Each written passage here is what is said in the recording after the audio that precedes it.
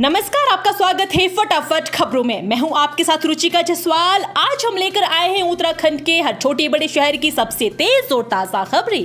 तो चैनल को सब्सक्राइब कीजिए और वीडियो कहां से देख रहे हैं कमेंट बॉक्स में जरूर बताएं।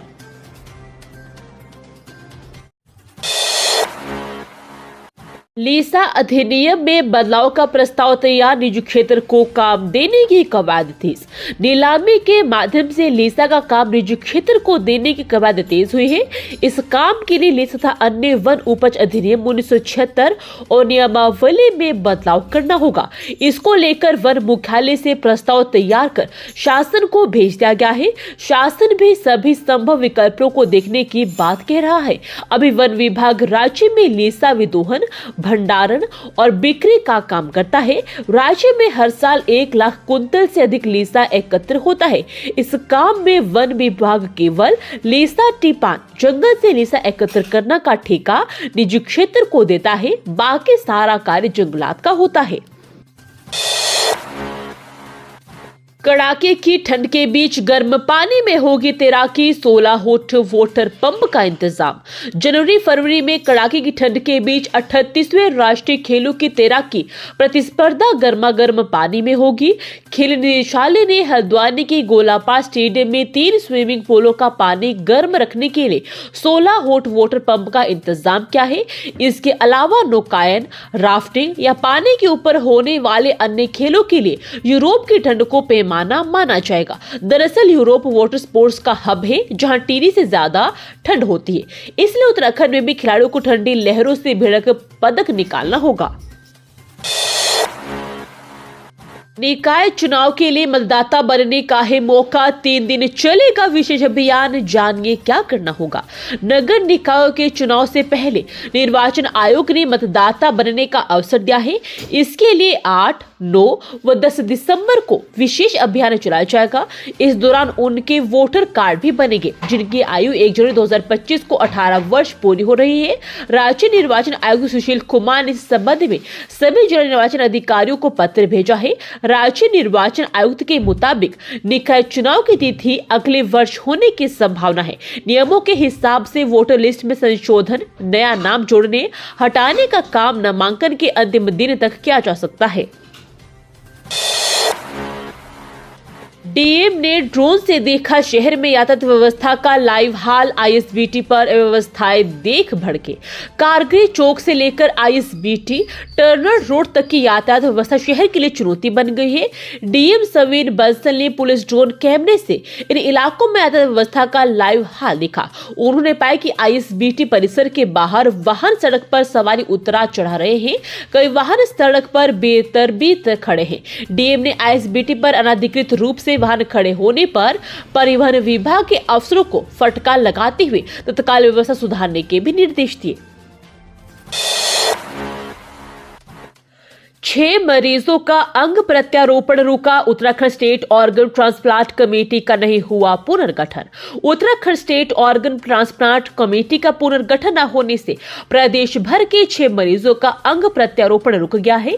इससे मरीजों की परेशानी बढ़ी हुई है। कमेटी की ओर से अनापत्ति प्रमाण पत्र जारी किया जाता है। इसके बाद ही अंग प्रत्यारोपण हो सकता है। दून मेडिकल कॉलेज में वर्ष 2018 में गठित Uttarakhand state organ transplant committee का इसी वर्ष जुलाई में कार्यकाल खत्म हो चुका है। इसके बाद विभागीय औपचारिकताएं पूरी न होने से अभी तक कमेटी का पुनर्गठन नहीं हो पाया है। ऐसे में प्रदेश में अंग प्रत्यारोपण पूरी तरह से ठप है। अधिकारियों के मुताबिक कमेटी में कुल 7 सदस्य हैं। इनमें से 2 सदस्य दून मेडिकल कॉलेज, स्वास्थ्य सचिव, स्वास्थ्य महानिदेशक और 2 सदस्य इंडियन मेडिकल एसोसिएशन के होते हैं। 14 जल विद्युत परियोजनाओं के लिए सुप्रीम कोर्ट जाएगी सरकार, निर्णय पर टिकी सबकी निगाहें। गंगा व सहायक नदियों पर प्रस्तावित 14 जल विद्युत परियोजनाओं को निर्विवाद मानते हुए मंजूरी की मांग को लेकर सरकार सुप्रीम कोर्ट जाएगी। सुप्रीम कोर्ट के आदेश पर गठित कैबिनेट सचिव टीवी सोमनाथन की समिति ने अपनी रिपोर्ट में 5 परियोजनाओं को ही लाभकारी करार दिया है। अब सुप्रीम कोर्ट के निर्णय पर सबकी निगाहें टिकी है। यूजेवीएनएल के एम डॉक्टर संदीप सिंघल ने बताया कि सोमनाथन समिति की रिपोर्ट आने के बाद अब सरकार भी 5 के बजाय 14 परियोजनाओं के निर्माण की मंजूरी के लिए सुप्रीम कोर्ट में अपना पक्ष रखने जा रही है। राजकीय मेडिकल कॉलेजों के संचालन के लिए बनेगी एसओपी, नए साल से लागू कर दी जाएगी व्यवस्था। राजकीय मेडिकल कॉलेजों के संचालन के लिए मानक प्रचलन प्रक्रिया बनाई जाएगी।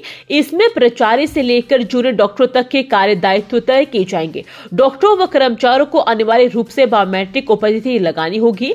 भर्ती मरीजों को प्रतिदिन दिए जाने वाले भोजन संबंधी मेन्यू वार्ड के बाहर चस्पा करना होगा। यह व्यवस्था नए साल से लागू कर दी जाएगी। बुधवार को यमुना कॉलोनी स्थित सरकारी आवास पर स्वास्थ्य मंत्री डॉक्टर धन सिंह रावत ने चिकित्सा शिक्षा विभाग की समीक्षा बैठक की। उन्होंने सभी राजकीय मेडिकल कॉलेजों के संचालन के लिए एसओपी तैयार करने के निर्देश दिए। बोर्ड परीक्षा के तनाव को कम करने को एससीईआरटी ने जारी किया हेल्पलाइन नंबर, छात्रों को मिलेगी राहत। बोर्ड परीक्षा को लेकर छात्रों और उनके माता पिता के तनाव को दूर करने के लिए शिक्षा विभाग ने टोल फ्री नंबर 180018043132 जारी कर दिया और काउंसलिंग टीम का गठन भी कर दिया है। जल्द ही एससीईआरटी का यह परीक्षा समाधान केंद्र काम करना शुरू कर देगा। उत्तराखंड बोर्ड के 10वीं एवं 12वीं के छात्र छात्राएं सुबह 10 बजे से शाम 5 बजे तक इस नंबर पर कॉल कर अपनी समस्या का समाधान करवा सकते हैं। इस साल 10वीं एवं 12वीं बोर्ड परीक्षा में 2,10,000 से अधिक छात्र छात्राएं शामिल होंगे। उत्तराखंड के 3 लाख किसानों के लिए केंद्र ने दिए 551 करोड़, होगी चांदी ही चांदी। उत्तराखंड के 3 लाख किसानों को जैविक खेती से जोड़ने के दृष्टिगत केंद्र सरकार ने राज्य को 551 करोड़ रुपए जारी किए हैं। उत्तराखंड से राज्यसभा सदस्य एवं भाजपा प्रदेश अध्यक्ष महेंद्र भट्ट की ओर से संसद की शीतकालीन सत्र से प्राकृतिक कृषि के संबंध में पूछे गए प्रश्न के उत्तर में केंद्रीय कृषि राज्य मंत्री रामनाथ ठाकुर ने उन्हें यह जानकारी दी। भट्ट के अनुसार केंद्रीय राज्य मंत्री ने प्रश्न के उत्तर में अवगत कराया कि राष्ट्रीय प्राकृतिक कृषि मिशन के तहत उत्तराखंड समेत देश के परंपरागत खेती को प्रोत्साहित करने पर जोर है। इसमें जैविक खेती को बढ़ावा दिया जा रहा है और इसमें लगे किसानों को हर स्तर पर संपूर्ण सहायता उपलब्ध कराई जा रही है। उन्होंने इस योजना में दी जाने वाली सहायता और लक्ष्य को भी रेखांकित किया। ऑनलाइन गेम खेलने की लत ने 12वीं के छात्र को बनाया कर्जदार, उठाया खौफनाक कदम, परिवार तबाह। ऑनलाइन गेम खेलने से कर्ज में डूबे 12वीं के छात्र ने जहर खा लिया। हालत गंभीर होने पर उसे रुद्रपुर अस्पताल के बाद एसटीएच लाया गया। यहां उसकी मौत हो गई। स्वजन का कहना है कि छात्र को ऑनलाइन गेम की लत लग चुकी थी। गेम के कारण जब वह कर्ज में डूबा तो आत्मघाती कदम उठा लिया। उसकी मौत से स्वजन हजमे में है। रुद्रपुर के आदर्श कॉलोनी में रहने वाला 18 वर्षीय सागर 1 साल से रुपए लगाकर ऑनलाइन गेम खेल रहा था। छात्र के चाचा ने बताया कि साल भर पहले स्वजन ने बेटे को ऑनलाइन गेम न खेलने की नसीहत दी थी। इस पर छात्र ने आगे से गेम नहीं खेलने की बात कही, लेकिन उसके गेम खेलने की लत नहीं छूटी। रिश्तों से रिश्ता खून, पिता गिड़गिड़ाता रहा और बेटा जुल्म करता रहा। बागेश्वर में पूर्व सैनिक के साथ बर्बरता। बागेश्वर की एक शर्मसार घटना का वीडियो वायरल हो रहा है। इस वीडियो में एक बेटा अपने बुजुर्ग पिता को बुरी तरह पीट रहा है। लाचार पिता बेटे से न मारने की गुहार भी लगा रहा है, लेकिन बेटा रुका नहीं। पिता गिड़गिड़ाता रहा और बेटा जुल्म करता रहा। पूर्व सैनिक से मारपीट के वायरल वीडियो के मामले में कांडा पुलिस ने आरोपी पुत्र के खिलाफ केस दर्ज कर लिया है। पूर्व सैनिक संगठन ने मामले में कार्रवाई के लिए सीओ को ज्ञापन दिया। कांडा तहसील के 7 चोरा निवासी आनंद बल्लभ पांडे 40 वर्षीय अपने पिता नंदा बल्लभ पांडे से मारपीट, गाली गलौज करने और जान से मारने की धमकी देने का वीडियो सोशल मीडिया पर वायरल हुआ था।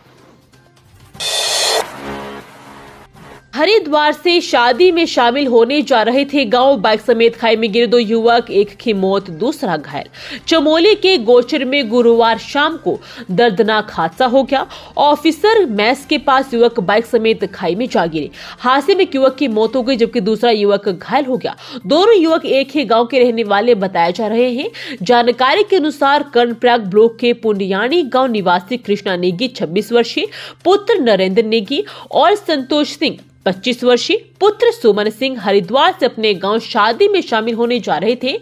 दोपहर करीब 1 बजे मैस के मोड़ पर उनकी बाइक अनियंत्रित होकर 20 मीटर नीचे खाई में जा गिरी, जिसमें से एक युवक की पीएचसी गोचर में इलाज के दौरान मौत हो गई। ये थी आज की फटाफट खबरें। हम मिलेंगे अगले बुलेटिन में, तब तक के लिए धन्यवाद। जय हिंद।